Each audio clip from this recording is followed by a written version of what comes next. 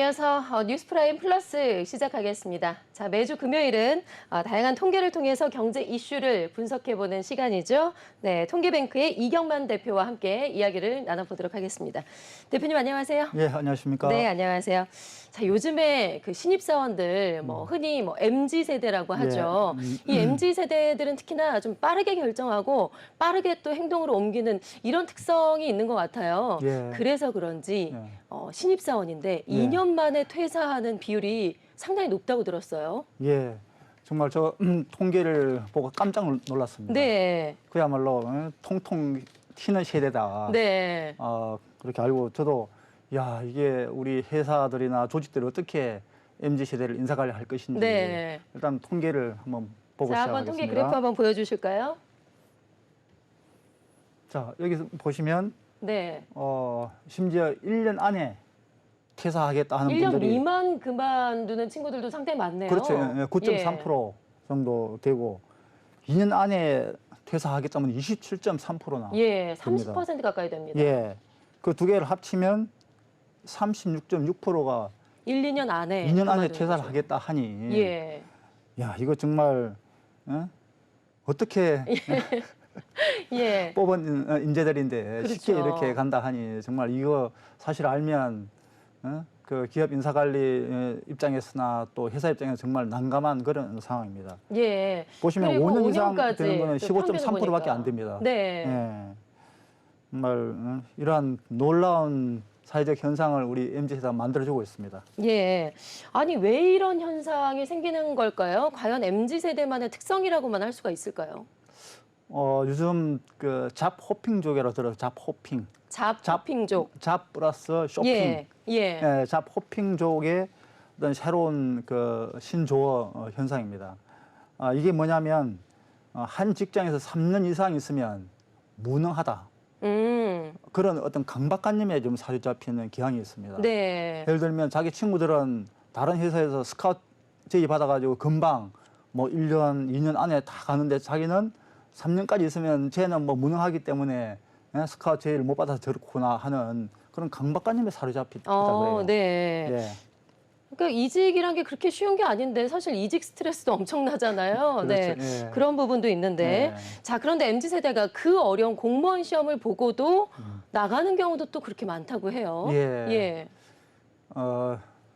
서울시 같은 경우 특별히 집값 비싸지, 생활비 비싸지 하기 때문에 서울시 공무원 같은 경우에도 특히 그 이직 좀 심하고 어떤 통계를 보이고 있습니다. 예. 그 21년에만 무려 211명이 자발적 퇴직을 했습니다. 예.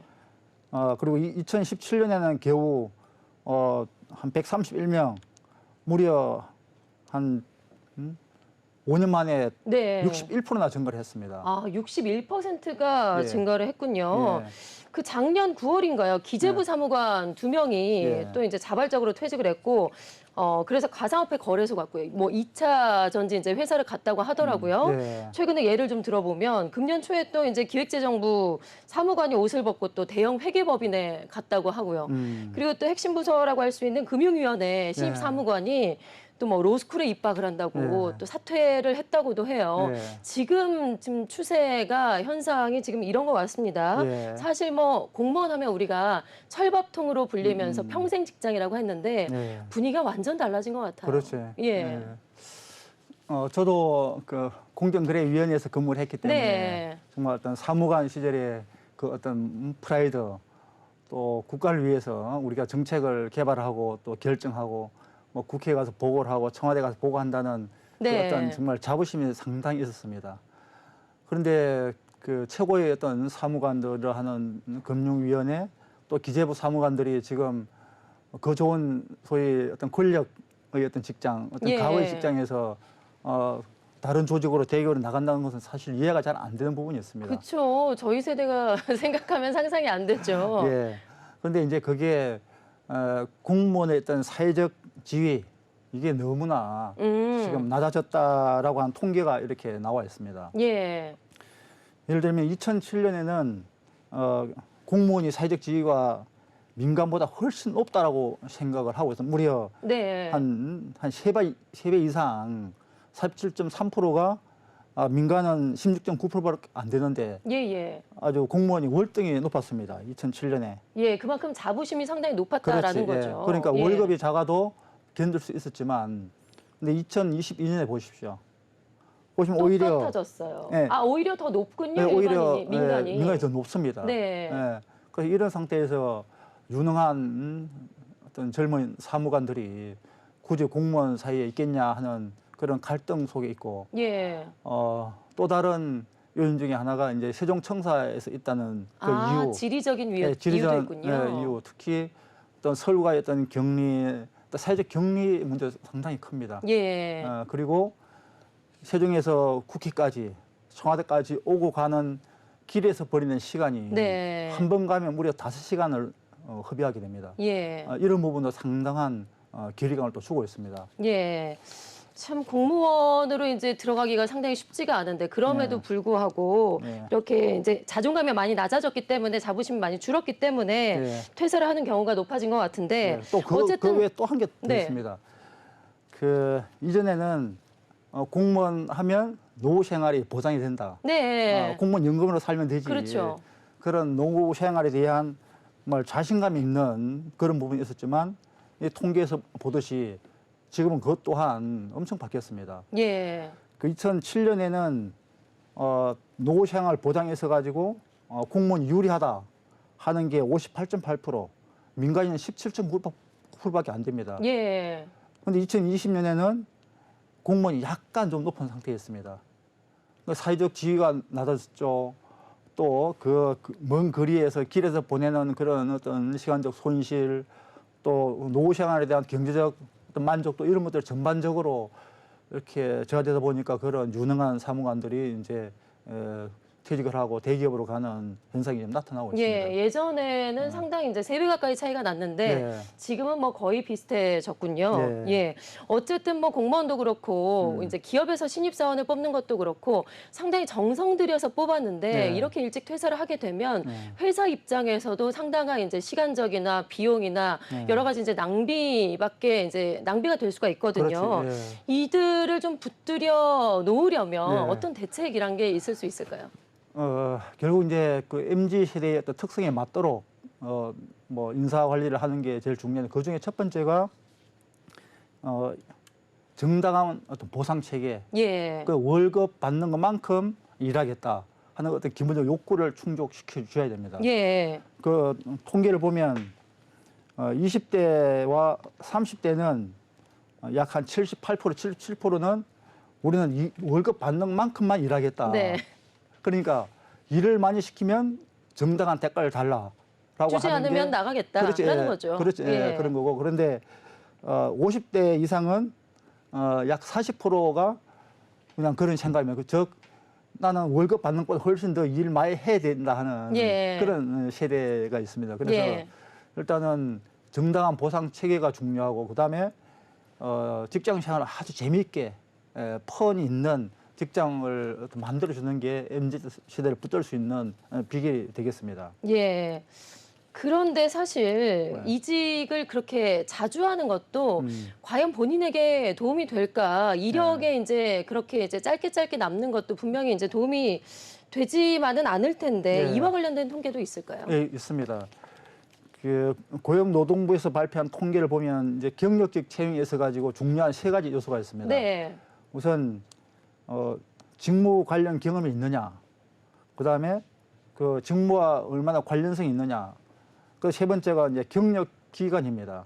이 3가지 중요한 고려사항인데 그렇다고 본다면 정말 너무 잦은 이직 또 경력과 관계없는 메뚜기 뜨듯이 뛰어가는 예. 그런 경력은 오히려 자기의 향후 어떤 커리어에 상당한 마이너스가 될 수가 있습니다. 제가 그 OECD 항공센터 본부장을 할 때 예. 어쩌다가 이제 한 명 채용을 하면 전 세계에서 우리나라 정말 커리어 좋은 분들이 다 지원을 약 한 150명 정도 지원을 합니다. 네. 그러면 거의 다 이렇게 걸러내고 마지막 한 5명 정도에서 이제 추려서 면접을 하는데 그 걸러낼 때 중요한 기준이 딱 보고 짧은 이직, 뭐 6개월 만에 이직을 했다든지 1년 만에 이직을 했다면 그건 다 걸러냅니다. 예, 문제가 좀 있다고 봤죠, 예전에는. 그렇죠. 예, 네. 예. 그래서 비록 그 잡 호핑족이라는 일시적 트렌드가 있겠지만 저는 한 직장에 가면 최소한 3년 있어라. 네. 예. 그러면 오히려 그게 현재 있는 직장인들과의 어떤 관계도 좋아질 수 있고, 왜냐면 자기가 지나온 다리를 불태우면 안 되거든요. 예. 예. 그래야 또 다른 직장에 갔을 때 좋은 평가를 받을 수 있고, 그래서 이제 우리 아들, 딸도 이제 졸업을 하고 이제 직장을 잡고 있는데 내가 확실하게 이야기합니다. 어떤 일이 있어도 3년 이상은 견뎌라. 네. 라고 권고를 하고 있습니다. 네, 알겠습니다. 자, 이번에 두 번째 이슈 살펴보겠습니다. 최근에 빌라왕 전세 사기로 이제 사회적인 문제가 되면서 상당한 좀 충격을 줬었었죠. 자, 대표님 좀 자세하게 들여보니까 피해자 중에 20, 30대 사회 초년생이 상당히 많았다. 예. 전세 사기로 많이들 고통을 받는다라는 통계가 나왔어요. 예. 저도 이게 통계로 정말 깜짝 놀랐습니다. 예. 정말 그 인생을 새로 시작하는 30대, 그러면 20대 그분들의 전세 사기를 이렇게 많이 당하고 있다는 사실에 정말 어떻게 해야 될까 네. 걱정이 먼저. 저 그래프를 볼까요? 네. 자, 20대, 30대 나오는데요. 네. 지금 20대가 17.9%, 30대가 50.9%입니다. 그렇습니다. 네. 예. 이것은 결국 이제 30대가 결혼하면서 전세를 많이 얻기 때문인 게 아니냐. 예. 그래서 이제 전세 사기 피해가 20대, 30대 청년들에 몰리는 이유가 되겠습니다. 특히 전세 사기 매물로 나오는 금액대가 3억 원, 3억대에 집중되어 있고, 또 사회 초년생 신혼부부들이 감당할 수 있는 금액대가 한 3억대의 전세 수준이고, 그리고 그들은 부동산 거래 경험이 별로 없습니다. 예, 그렇죠. 또 특히 그들이 현재 선호하고 있는 게 신축 빌라라든지 연립주택 이런 곳인데, 그런 곳에는 그 가격 정보가 별로 없습니다. 그러다 보니까 이게 소위 집값하고 전세값이 같거나 오히려 전세값이 더 높은 예. 그런 요즘 어떤 역전세 나오고 있잖아요. 깡통 전세인 줄 모르고 들어가는 경우 때문에 이런 문제가 발생하고 있습니다. 예, 정말 말 그대로 사회 첫 발을 내딛는 사회 초년생 그리고 예. 새로운 가정을 꾸리는 우리 신혼부부들이 이런 피해를 당했다고 하니까 더욱더 안타까운 것 예. 같은데요. 지역으로 일단 좀 또 따져볼까요? 예. 그중에서도 지금 서울이 가장 높게 나오는 것 같아요.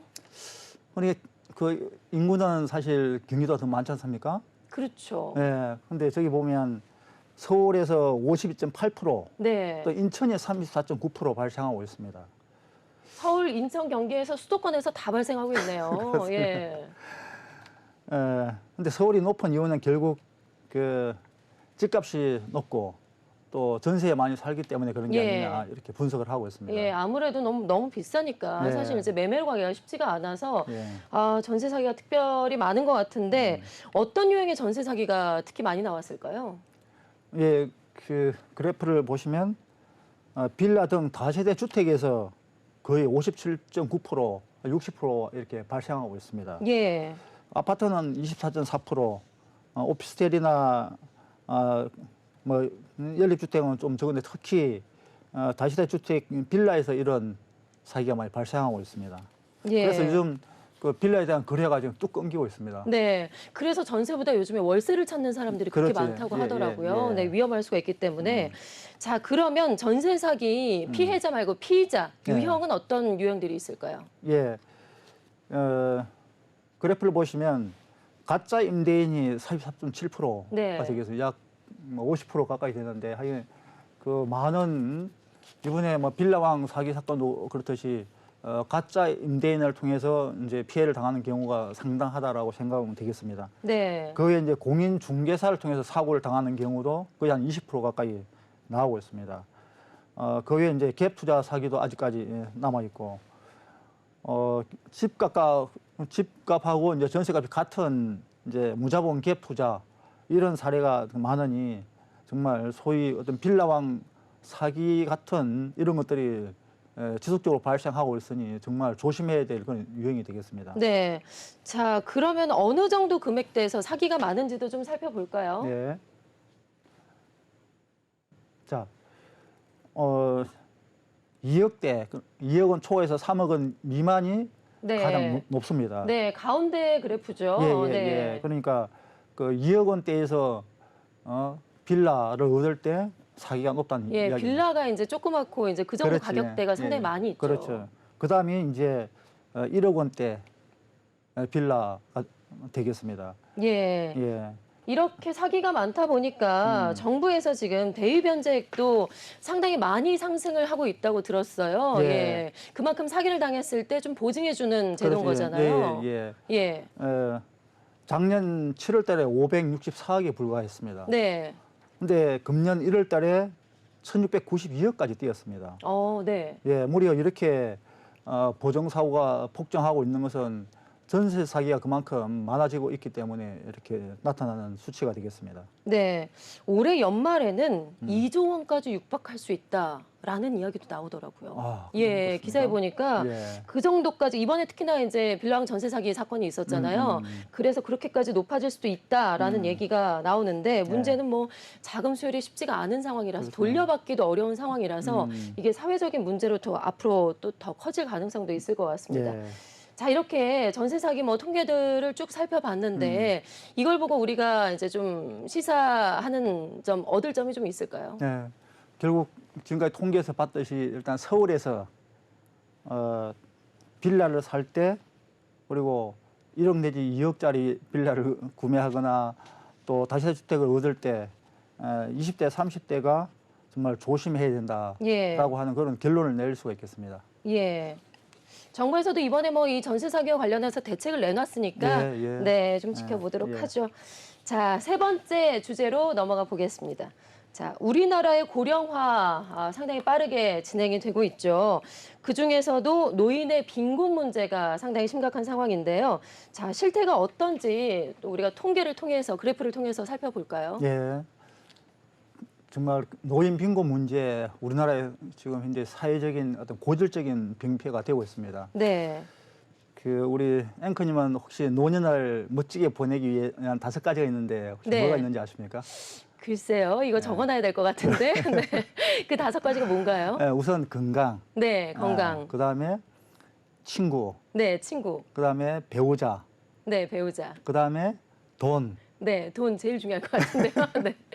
그다음에 마지막은 일거리입니다. 일거리요. 네. 일거리가 있어야 돈이 있고, 네, 그렇죠. 그다음에 친구가 있든지 배우자가 있든지, 그다음에 건강이 있어야 네. 노년을 멋지게 보낼 수 있는데 이게 그 친구나 뭐 배우자나 특히 돈이 없거나 뭐 일거리 없으면 사실 건강도 잃어버리기 십상입니다. 네, 맞습니다. 예, 예. 그런 점에서 노인 빈곤 문제가 꼭 해결을 해야 될 제일 큰 문제인데 예. 이 통계에서 보듯이 우선 노인 빈곤이 무슨 뜻인지를 먼저 정리를 좀 해드리겠습니다. 네.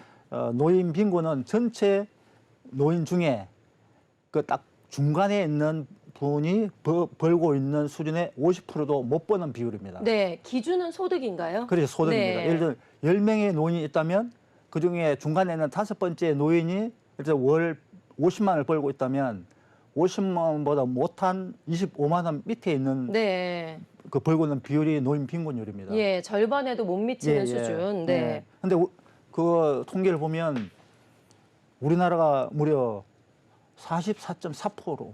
아, 네. 네. 근데 OECD 평균이 14.8%입니다.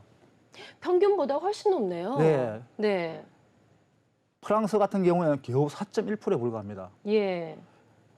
그래서 정말 이게 통계를 보니까 프랑스를 빨리 가고 싶다 하는 생각이 네.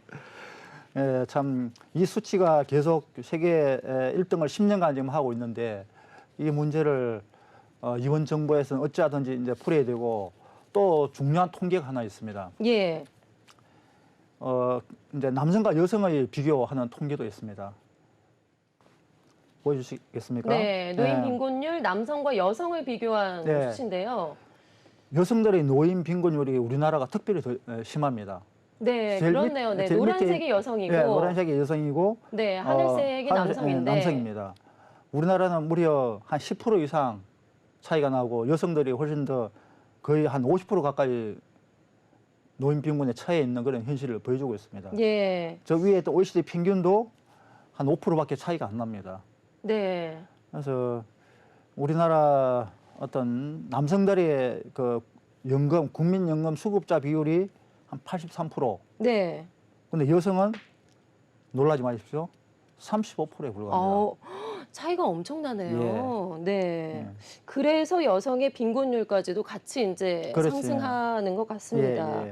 자, 그렇다면 65살 이상의 노인 인구의 근로소득과 사업소득은 어떻게 좀 나오고 있을까요? 정말 이것도 깜짝 놀랄 네. 그래프인데, 자 보십시오.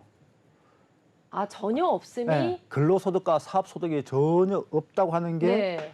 43.3%가 됩니다. 네. 근데 30만 원 미만 벌고 있는 분들이 어떻습니까? 23.2%. 네. 합쳐가지고 약 66%가 30만 원 미만으로 살고 있다.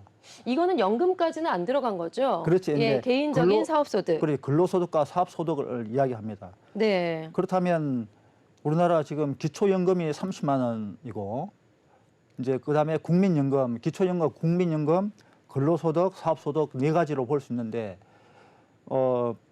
현재 아마 우리 노인들이 살 수 있는 최저로 벌 수 있는 아마 금액이 기초연금 30만 원 플러스 국민연금이, 이것도 놀라지 마십시오. 예. 20만 원 미만으로 받는 국민연금 받는 국민들 수가 얼마나 되는지 모르시죠? 20만 원 미만으로 받는 국민 수요. 예. 예. 대부분 다 받지 않나요? 20만 원 미만 받는 분들이 90만 명입니다, 우리나라가. 90만 명이요? 예. 우리나라 전체 국민연금 수급 사업자 수가 예. 약 한 600만 명 됩니다. 600만 명. 예. 그중에 20만에서 40만 원 사이 받는 분들이 약 한 260만 명. 네. 그다음에 20만 미만 받는 분들도 90만 명이나 됩니다. 아, 네. 거의 한 360만 명이 국민연금을 40만 원 미만으로 받고 있고, 기초연금 30만 원 합치면 거의 한 뭐 50만 원에서 한 70만 원 사이로 지금 우리 노인분들이 살고 있습니다. 네. 네. 아, 그렇게 되면은 생계를 유지하는 게 상당히 좀 팍팍하고 그렇죠. 힘드실 것 같은데요.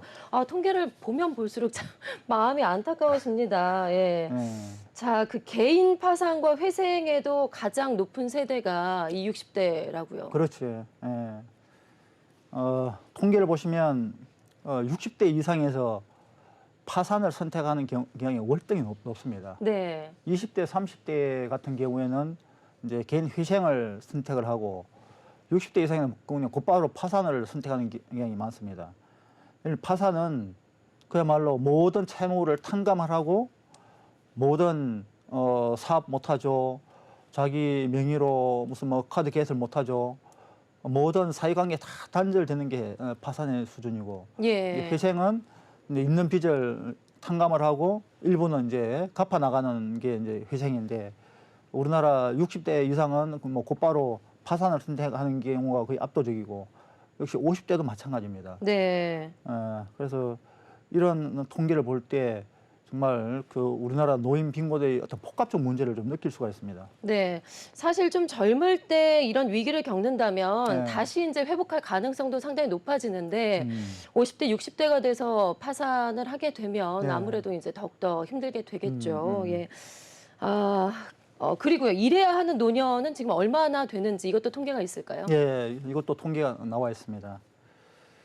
65세 이상이 정말 꼭 일해야 된다라고 예. 하는 게 36.3%나 됩니다. 예. 이것도 세계에서 단연 1등이고, OECD 평균이 15.5%입니다.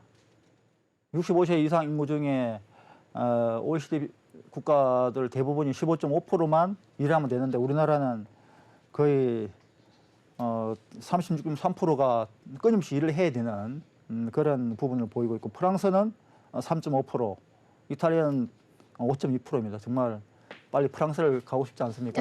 네, 그러니까요. 자, 그렇다면 마지막으로요.